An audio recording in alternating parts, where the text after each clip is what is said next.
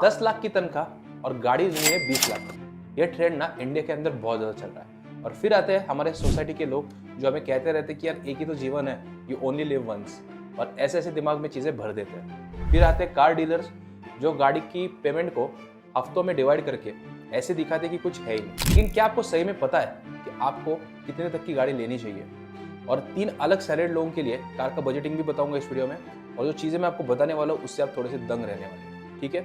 Internet के ऊपर काफ़ी सारे आपने वीडियोस देखी होंगी, काफ़ी सारे रूल्स ऐसे बनाए गए हैं गाड़ी लेने के लिए, जैसे कि 50-30-20 या फिर 24-10। तो क्या ये रूल्स सच में काम में आते हैं या फिर बोलने के लिए बस ये रूल्स बताए गए हैं, लेकिन प्रैक्टिकल लाइफ में इनका कोई इंपॉर्टेंस नहीं है?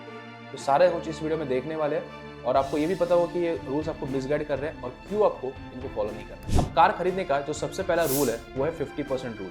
अब ये रूल ना यूएस के किसी इकोनॉमिस्ट ने बनाया था, जहाँ पर ये बोला जाता है कि आपकी जो भी एनुअल सैलरी यानी कि जो भी आपकी सालाना आपकी सैलरी रहेगी उसकी 50% से ज़्यादा की आपकी गाड़ी नहीं होनी चाहिए। यानी कि अगर आपकी तनख्वाह 10 लाख की है तो 5 लाख से ज़्यादा की गाड़ी आपको नहीं लेनी चाहिए। या फिर अगर आपकी तनख्वाह पूरे साल में 20 लाख की है तो फिर 10 लाख से ज़्यादा की गाड़ी आपको नहीं लेनी चाहिए। अब 10 लाख के अंदर वैसे भी हमें काफ़ी सारे ऑप्शंस मिल जाते हैं, लेकिन 5 लाख में उतने ऑप्शंस नहीं मिलते हैं। लेकिन 10 लाख भी कोई कम सैलरी नहीं होती इंडिया के अंदर। इस रूल की ना सबसे बड़ी खामी यही है कि ये जो गाइडलाइन आई है ये वेस्ट से आई है और वहाँ पर उनकी सैलरीज बहुत ज़्यादा होती है और जो कार के प्राइजेस होते हैं वो बहुत ज़्यादा कम होता है क्या कि यूएस के अंदर $1 लाख की सैलरी काफ़ी कॉमन होती है और अगर कोई इंडियन की सैलरी वहाँ पर होगी तो वो इससे भी ज़्यादा होगी। लेकिन एग्जाम्पल के लिए हम लोग $1 लाख मान के चलते हैं। तो अगर किसी की सैलरी $1 लाख है सालाना तो उसका 50% होता है $50,000।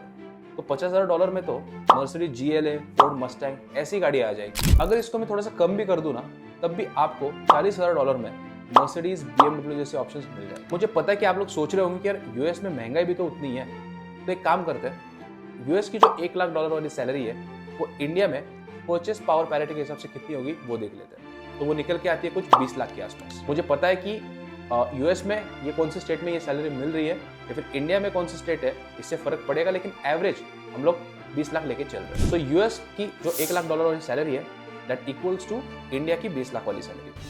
तो 50% रूल के हिसाब से आप यूएस के अंदर जो गाड़ियाँ अफोर्ड कर पा रहे थे वो थी BMW या फिर मर्सिडीज GLA, ऐसी गाड़ी आप अफोर्ड कर पा रहे थे। लेकिन इंडिया में सेम सिनेरियो अगर देखें तो यहाँ पर आप 10 लाख के अंदर i20, टाटा पंच या फिर मारुति अर्टिगा ऐसी गाड़ियाँ अफोर्ड कर पाओगे। अब मुझे गलत मत लेना, ये गाड़ियाँ बुरी नहीं है, मेरे पास खुद i20 है, लेकिन आप खुद सोच के देखो कहाँ पर एक साइड पे मर्सिडीज या फिर BMW और कहाँ पर एक साइड में टाटा पंच i20। तो इंडिया के अनुसार ना इस रूल में थोड़ी सी गड़बड़ है और इसको थोड़ा सा कस्टमाइज करना पड़ेगा। यहाँ पर ये बोल देना भी बहुत ज़्यादा गलत हो जाएगा कि आपको पूरा ही अपनी जो पूरी सैलरी है उसको खर्च कर देना चाहिए। तो जो आंसर डिपेंड करेगा वो आपके ऊपर निर्भर करेगा। कैसे?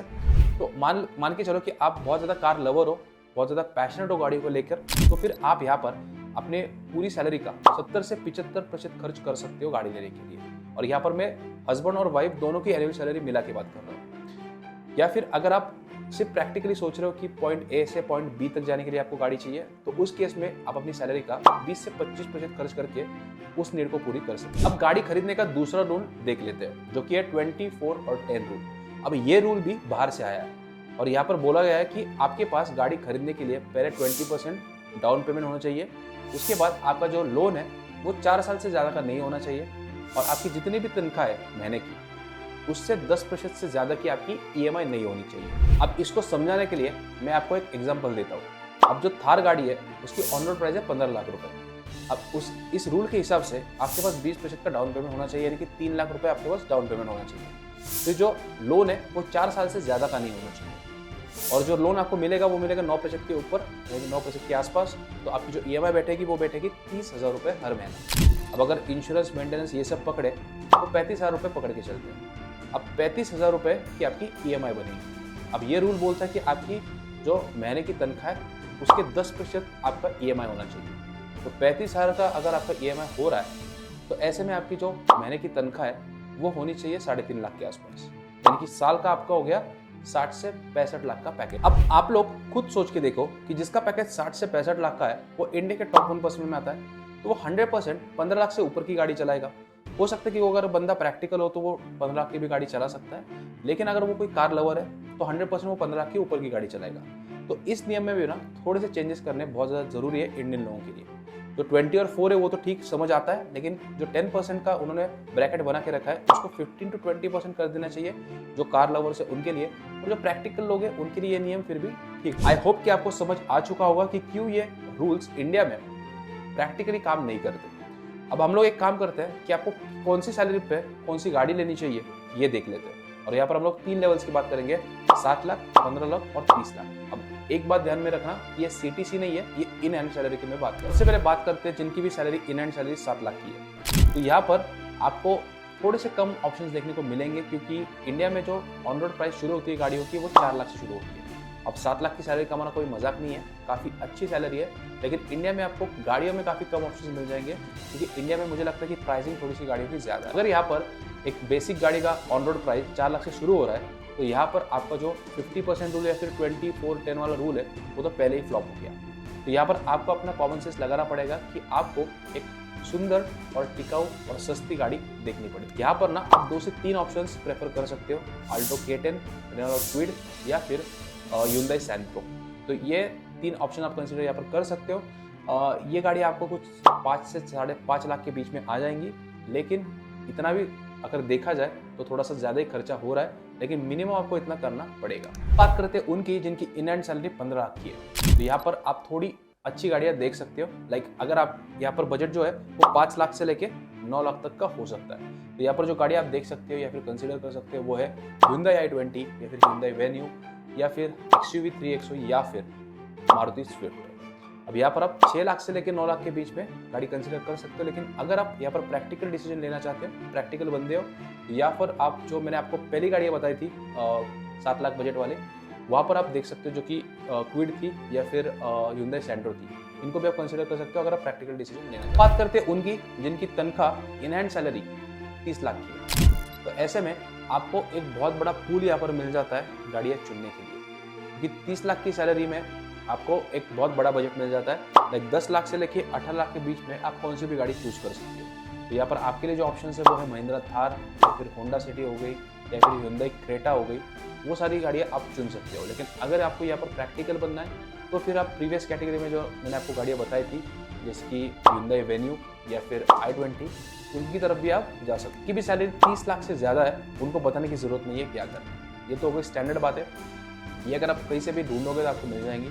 अब बात करते हैं उन बातों की जिसके लिए आपने इस चैनल को सब्सक्राइब किया है, और अगर नहीं किया है तो अभी नीचे लाल बटन दिख रहा होगा, उस पर क्लिक करके अभी सब्सक्राइब कर दो, क्योंकि ऐसी ही जानकारी आपको फ्यूचर में मिलती रहेगी। यहाँ पर सबसे पहला पॉइंट ये है कि अगर आपको जॉब के कारण हर 2 से 3 साल बाद अपने शहर को छोड़ के कहीं और शिफ्ट होना पड़ता है, तो ऐसे में गाड़ी को लोन पर लेना एक बहुत बड़ा टेंशन हो जाएगा, क्योंकि हर बारी आपको कार को ट्रांसफर करना पड़ेगा, जिससे आपके लाइफ में टेंशन बढ़ जाएगा। तो ऐसे में आपको क्या करना चाहिए, गाड़ी लेनी नहीं चाहिए? तो ऐसा बिल्कुल नहीं। तो ऐसे में आप जा सकते हो कार सब्सक्रिप्शन के लिए, जहाँ पर आप गाड़ी को रेंट करोगे 2 से 3 सालों के लिए, और उसके बाद जैसे आपकी ट्रांसफर हो जाएगी तो आप गाड़ी को वापस कर दोगे, और फिर से जिस भी नए शहर में आप जा रहे हो वहाँ पर आप फिर से गाड़ी को रेंट कर सकते हो। अब यहाँ पर आपकी जो EMI होगी, एक फिक्स्ड मंथली EMI आपको यहाँ पर देनी पड़ेगी, जिस पे सारे खर्चे कवर हो जाएंगे। बस थोड़ी सी जो EMI है वो थोड़ी सी ज़्यादा रहेगी, लेकिन फिर भी ये आपके लिए काफ़ी ज़्यादा अफोर्डेबल पड़ेगा। दूसरा पॉइंट है वो ये है कि काफ़ी सारे लोगों को पता ही नहीं है कि गाड़ी एक डिप्रिशिएटिंग असेट है। पहले 3 से 4 साल ये डिप्रिशिएट बहुत ज़्यादा होती है, और उसके बाद 4 साल बाद इसकी जो वैल्यू है वो आधी रह जाती है। तो अगर आप एक प्रैक्टिकल बंदे हो तो आप 4 साल पुरानी भी गाड़ी देख सकते हो, आपको थोड़े सस्ते प्राइस में मिल चाहे तो आप इसको ऑनलाइन भी देख सकते हो। तीसरा पॉइंट है कि अगर आप किसी ऐसी कंपनी में काम करते हो जिनका कार लीजिंग का प्रोग्राम है, तो वो देखना बिल्कुल मत भूलना, क्योंकि वहाँ पर आप कम से कम 30 से 35% बचा सकते हो अपने कार की कॉस्ट इन टैक्सेस। तो वो देखना बिल्कुल मत भूलना। इसके ऊपर मैं एक डिटेल वीडियो बाद में बनाऊंगा। बाकी ये 3 पॉइंट्स आपको जरूर से पता होने चाहिए जब भी आप गाड़ी खरीदने जाओ। बाकी वीडियो आपको कैसा लगा मुझे कमेंट्स के अंदर जरूर बताना। कोई भी प्रॉब्लम है कमेंट्स के अंदर जरूर पूछ लेना, मैं आपको आंसर कर दूंगा। चैनल पर नए हो तो चैनल को सब्सक्राइब जरूर कर लेना, और वीडियो को लाइक करना बिल्कुल मत भूलना।